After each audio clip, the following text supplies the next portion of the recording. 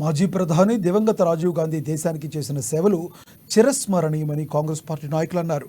నిర్మల్ జిల్లా కేంద్రంలోని డీసీసీ అధ్యక్షులు శ్రీహర్రావు నివాసంలో రాజీవ్ గాంధీ జయంతి 80వ జయంతి కార్యక్రమాలు మంగళవారం నిర్వహించారు. ఈ సందర్భంగా ఆయన చిత్రపటానికి పూలమాలలు వేసి ఘన నివాళులర్పించారు. దేశానికి చేసిన సేవలను స్మరించుకున్నారు. దేశంలో సాంకేతిక విప్లవానికి నాంది పలికింది రాజీవ్ గాంధీనేనని తెలిపారు. 18 ఏళ్లకే యువతకు ఓటు హక్కును కల్పించారని తెలిపారు.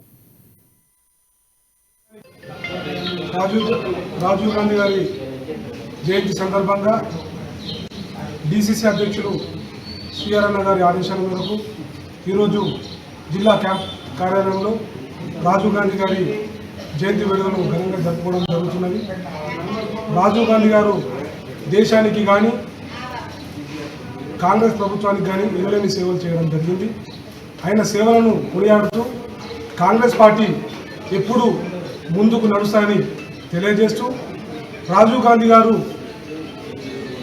యువకులు ఉంటేనే దేశం బాగుపడతానే ఉద్దేశంతో యువకులకు మొట్టమొదటిసారిగా 18 సంవత్సరాలకే ఓటకు అవకాశం కల్పించిన వ్యక్తి, మహోన్నత వ్యక్తి రాజీవ్ గాంధీ గారు.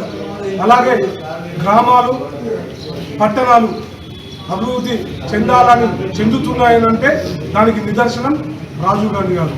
ఆయన సేవలను కాంగ్రెస్ పార్టీ ఎప్పుడు గుర్తిస్తూ ఆయన అడుగుజాడల్లో నడుసని తెలియజేస్తూ ఈ యొక్క కార్యక్రమానికి ఇచ్చేసినటువంటి కాంగ్రెస్ పార్టీ సీనియర్ నాయకులకు, యువజన నాయకులకు, ఎన్ఎస్ఐ